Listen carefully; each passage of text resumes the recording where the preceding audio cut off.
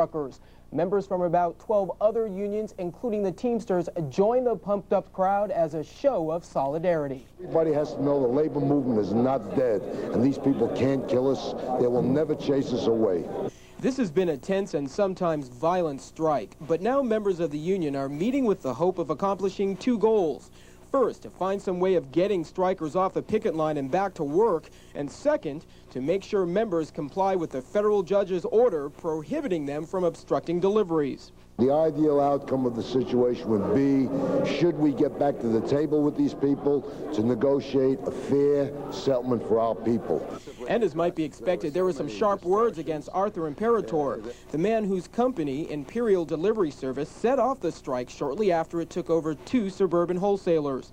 Imperatore recruited his own workers to replace about 300 union drivers who went on strike after contract negotiations fell through with the union. What do you think of Mr. Imperatore? He's a scab.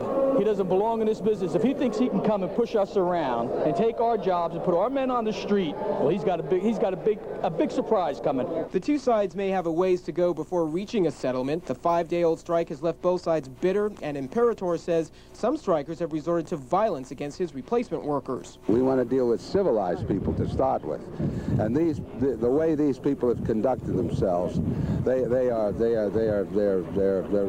it's just been awful. Imperatore even took out a full-page ad today to get his point across, an ad that only angered union members at tonight's meeting. But the hope is that the anger will subside enough so negotiations can begin. Even as the drivers' union has been ordered to pay fines for disrupting deliveries. 1,200 members of the drivers' union met in Manhattan tonight in what amounted to a strike rally. The 5-day-old dispute has seen trucks burned, tires slashed, and today almost 250,000 papers delayed or not delivered in Manhattan and Brooklyn. It has not been determined whether union drivers were responsible. Well, still ahead, we'll tell you the union's 2,900 members showed up.